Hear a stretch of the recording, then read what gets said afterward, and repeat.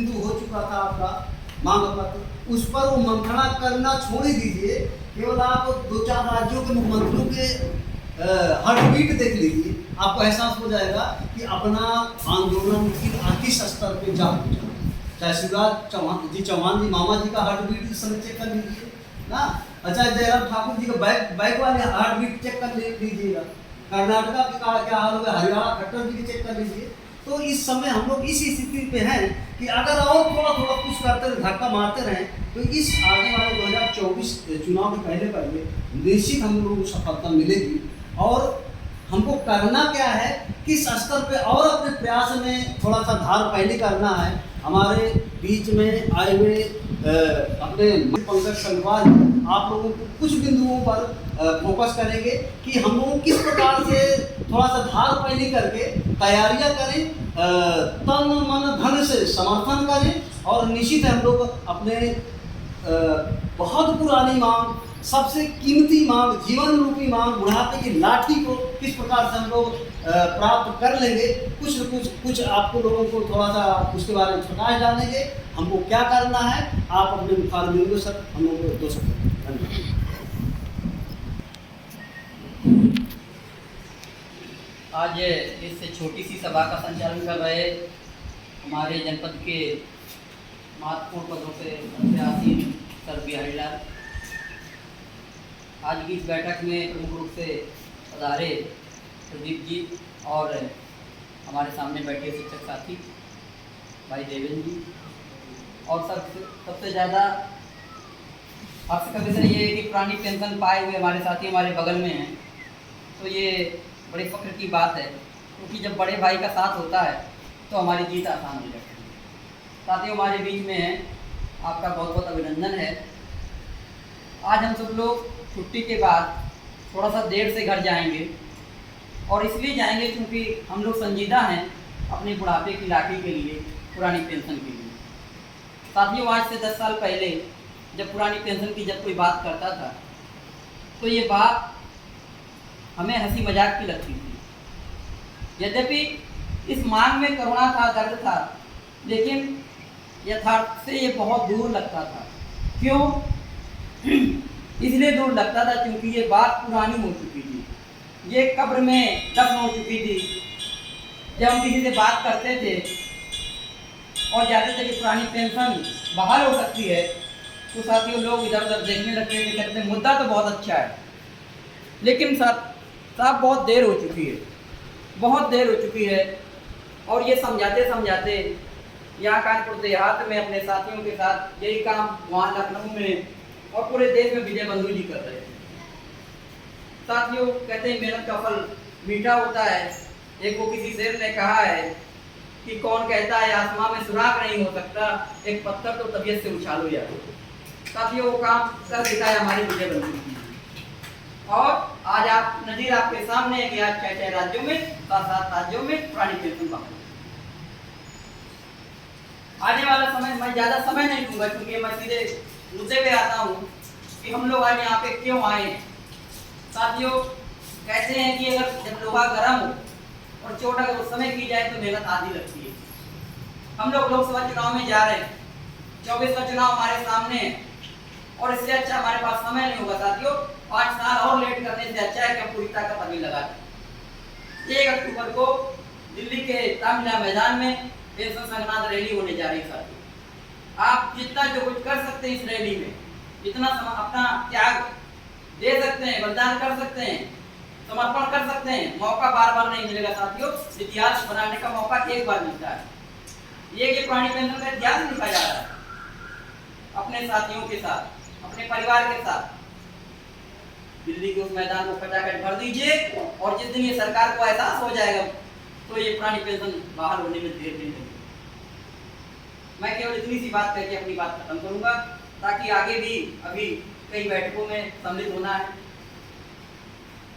जय युवा जय। बहुत बहुत धन्यवाद अध्यक्ष जी। लेकिन महत्वपूर्ण बातें जो हमारे सामने आगामी कार्यक्रम है, हमें उनको पूरे फोर्स के साथ जितने हमारे संपर्क में साथी हैं सबको ले करके समर्थन करना है। अब इसी कड़ी में मैं मंडल ओजस्वी मंडल जिला संयोजक, जिला संयोजक क्या इनका बहुत बड़ा पद और दिया गया, प्रभार दिया गया है। प्रदेशीय सह संयोजक कैडर का प्रभार है। डायरेक्ट जिले से सर को प्रदेश में सह संयोजक बनाया गया है। कैडर का भाग नया बताएंगे, तो आप कुछ अपने शब्दों से हम लोगों को उत्तेजित करें, हम साथियों को, ताकि हम लोग पूरे मनोयोग से आगामी कार्यक्रमों में लग करके इस अपने बुढ़ापे के लाटे को मजबूत करने में आम लोग संयोग से। बहुत बहुत धन्यवाद बिहारी लाल जी। और वैसे इतने बड़े परिचय की कोई जरूरत इसलिए नहीं है, क्योंकि आप सबकी तरह मैं भी एक माध्यमिक विद्यालय का शिक्षक हूँ। और ये जो जिस विद्यालय इकाई में हम यहाँ बैठे हैं, जनपद कानपुर देहात में 67 विद्यालय हैं। और 67 विद्यालयों में लगभग हर विद्यालय में हर साल या 2 साल के भीतर जाना होता है हमारा। और जो जनपद के कुछ चुनिंदा सक्रिय विद्यालय हैं, पेंशन आंदोलन के लिए सजग विद्यालय हैं, आपका विद्यालय उनमें से एक है। आप सभी इसके लिए बधाई के पात्र हैं। और रही बात पेंशन आंदोलन की, तो मुझे याद है मैं पहली बार इस विद्यालय में हम और पंकज जी 2017 में आए थे। बिहारी लाल जी से संपर्क हुआ था सबसे पहले। और हमारे अटेवा के जो वार्षिक कैलेंडर है उसमें इस विद्यालय के ग्रुप के फोटो भी अभी संरक्षित है। तो साथियों, 2017 से लेकर के 2023 तक का सफ़र, पहले हम लोग सोचा करते थे कि पुरानी पेंशन हमको भी मिलेगी। तो जब मैं नौकरी में आया था तो उस समय की परिस्थितियां दूसरी थी। उस समय पुरानी पेंशन की मांग विभागीय समस्याओं की मांग के अंतिम पायदान पर हुआ करती थी।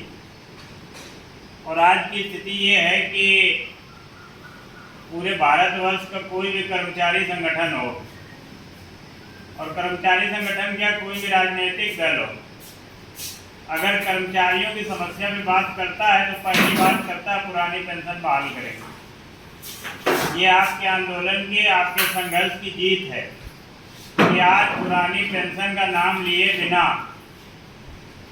ना तो कोई संगठन चल सकता है, न दौड़ सकता है, न खड़ा हो सकता है।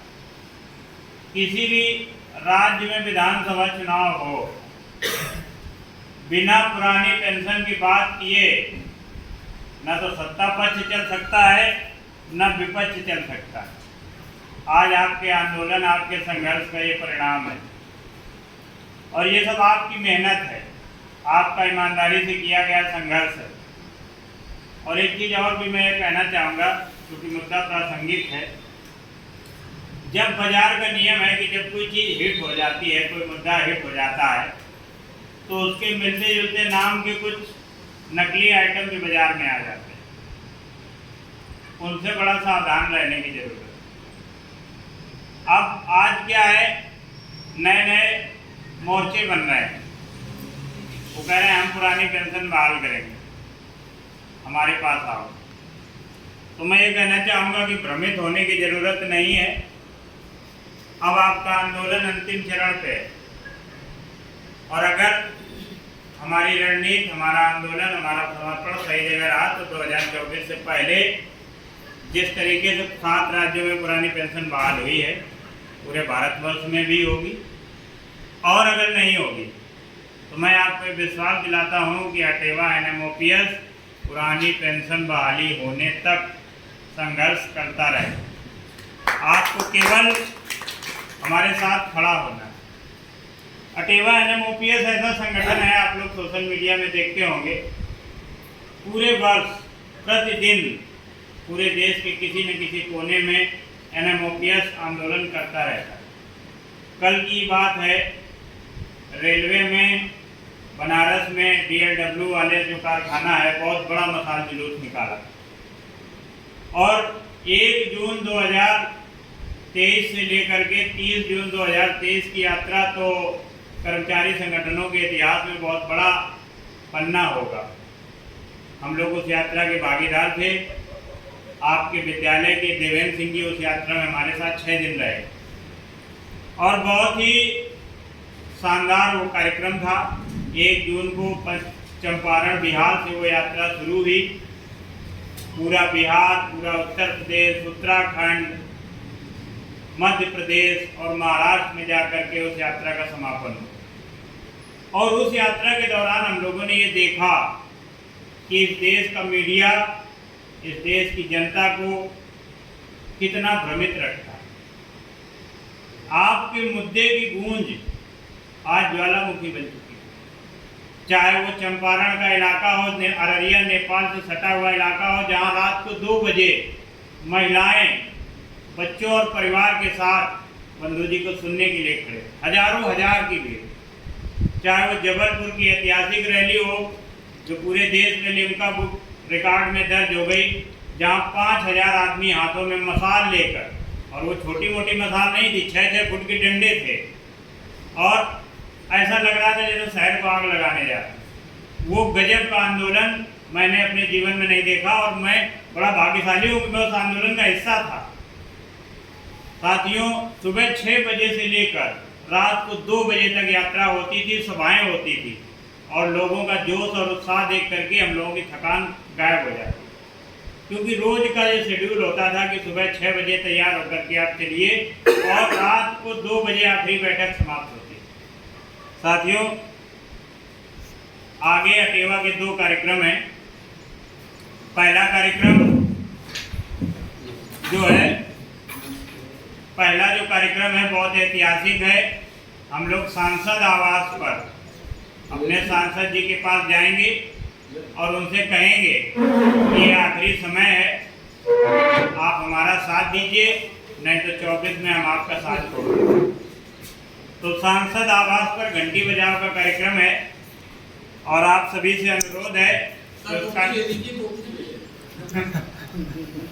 अरे तो आप भैया टोपी आप दे दिए इन सबको, अपनी टोपी सबको पहनाओ और अपने साथ लो।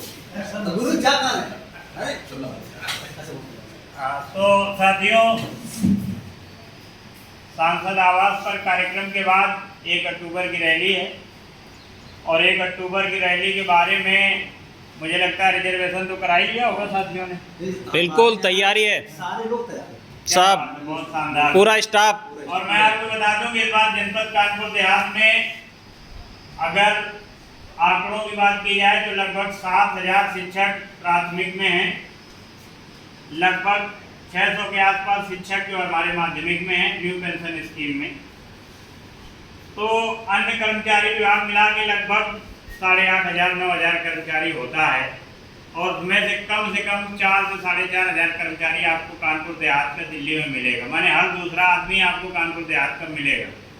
और बहुत ही ऐतिहासिक होने वाली है रैली। ऐतिहासिक इसलिए कि पहली ऐसी रैली होगी जिसमें भाषाओं की सीमाएं टूटेंगी, राज्यों की सीमाएं टूटेंगी, विभागों की सीमाएं टूटेंगी, गुटों की सीमाएं टूटेंगी। आपको सामने वाले व्यक्ति की भाषा भले ना समझ में आए जब वहाँ पहुँचेंगे, लेकिन भाव एक ही होगा, और भाव ये होगा कि हम कर्मचारियों की बुढ़ापे की लाठी, पुरानी पेंशन व्यवस्था को बहाल करना ही होगा, चाहे वो ये सरकार करे चाहे आने वाली सरकार। और एक बात बता दूं, वर्तमान समय की जो सरकार है, ये सरकार आंदोलनों से नहीं डरती। इस सरकार को डराने का एकमात्र साधन है वोट की चोट, और वोट की चोट का मौका उत्तर प्रदेश को फिर मिलेगा, आपको फिर मिलेगा। अगर इस मौके पे आप चूक गए, जैसे एक बार हम लोग पहले चूके हैं, अगर उस समय ना चूके होते तो आज हम लोग सबसे पहले राज्य होते जो पुरानी पेंशन के भीतर होते। अगर इस बार चूक गए साथियों, तो आने वाला समय तो और खतरनाक होगा। अभी तो इस समय हम लोग संख्या के पीक में हैं, आने वाले समय में हमारे एनपीएस वाले साथी भी रिटायर हो जाएंगे, और जिस तरीके से कर्मचारी संगठन रेगुलर एम्प्लॉयज को जूझ रहा, शिक्षा विभाग भी रेगुलर एम्प्लॉय को जूझेगा। और जब आपकी संख्या कम होगी, आपकी बात कोई नहीं सुनेगा। अनुदेशक साथी इसका उदाहरण है। परमानेंट कह करके भर्ती किए गए थे, 8000 से 7000 में पहुंच गए, मानदेय कम हो गए। और सरकार जिस तरीके से निजीकरण की यात्रा पे निकल चुकी है, आने वाले समय में हमारा सबका अस्तित्व खतरे में है। इसलिए लड़ाई साझा होगी। ये लड़ाई न तो किसी विभाग की है, न किसी गुट की है, न किसी संगठन की है। अगर कोई अकेला संगठन, अकेला विभाग आपसे कह देगा कि मैं अकेले लड़के पुरानी पेंशन बहाल करा दूंगा, तो वो आपको सबसे बड़े छलावे में रखा। क्योंकि इस लड़ाई को लड़ने के लिए सबको एक साथ आना हो। इसलिए आपसे निवेदन है कि संगठन, विभागीय संगठन में आस्था रखिए, लेकिन अपने मुद्दे के प्रति सजग रहिए। क्योंकि आपकी विभागीय समस्याएं आपकी नौकरी तक हैं। नौकरी खत्म, विभागीय समस्याएं खत्म, लेकिन पेंशन जीवन का वो दौर है, वो क्षण है कि जब आप सब ओर से असहाय होंगे तो पेंशन ही एकमात्र सहारा हो। और पेंशन का मोह इतना बड़ा है कि जो करोड़पति सांसद है वो भी अपनी पेंशन छोड़ने में डरता है। हम आप तो सामान्य मध्य वर्ग और निम्न मध्यम वर्ग के साथी, हमारे पास पेंशन ही है। और अगर आप पेंशन का महत्व अभी नहीं समझे तो आने वाला समय बहुत खराब होगा।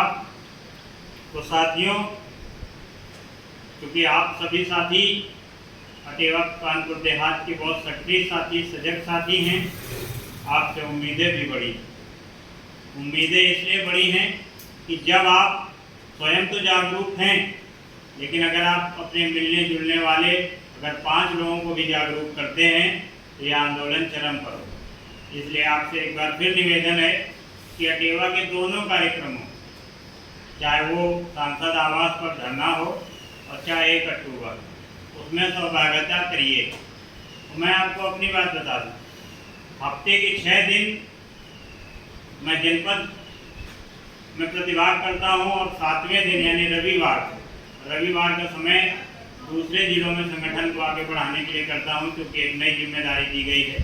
पिछले हफ्ते मैं फतेहपुर में था, इस हफ्ते में इटावा और औरैया में हूँ। हर हफ्ते का शेड्यूल फिक्स। इसलिए नहीं कि ये बात कोई राजनीति या नेतागिरी की बात, इसलिए कि 1 अक्टूबर से पहले इस शरीर में जितनी ताकत है, जितने संसाधन हैं, उनका उपयोग अगर पेंशनवीरों को जगाने में कर दिया गया तो उसके बाद जीवन भी सुखमय होगा और बुढ़ापा भी सुखमय। रही बात विभागीय समस्याओं की, तो अटेवा क्योंकि विभागीय समस्याओं के लिए नहीं बना।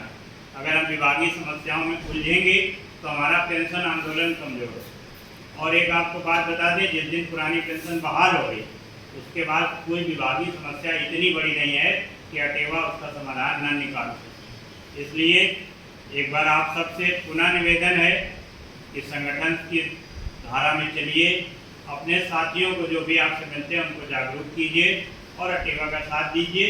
बुढ़ापा आपका है, भविष्य आपका है, आपके पास एक साथी है, एक जीवनहार है जो आपके आंदोलन को बहुत जिम्मेदारी के साथ लड़ रहा है और पूरे देश में लड़ रहा है। जिन प्रदेशों में पुरानी पेंशन बहाल हुई है वहाँ के साथियों से कभी संवाद हो तो आप जानिएगा कि अटेवा एनएमओपीएस ने उनके जीवन में क्या बदलाव लाया है। बहुत बहुत धन्यवाद श्री हरिलाल जी का, धन्यवाद मीटिंग में समय देने के लिए। बहुत बहुत धन्यवाद सर। और आज सबसे पहले हम धन्यवाद देंगे सर, हमने पेंशन की जो सदस्यता अभियान शुरुआत कहाँ की है, हमारे भाई नीरज कटियार जी, हमने सबसे पहले दौड़ करके ये होता जिंदगी हुआ कहवा, ये होता पेंशन का एक महत्व।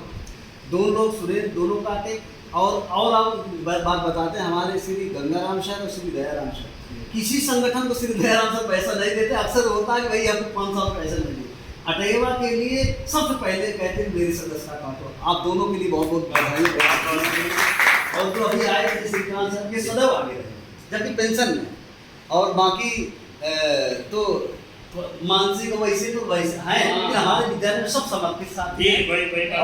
और हम बहुत जल्दी खत्म करने के, तो मैं अपने विद्यालय से एक श्री जोशी जी को आह्वान करूँ तो विद्यालय तरफ से आपको आश्वस्त करें कि हम लोग जैसा हो सकेगा पूरा हृदय से, तन से, मन से, धन से सपोर्ट करेंगे रहेंगे। श्री जोशी सर 2 शब्दों में इसी बात हम लोग अन्य जगह जाए।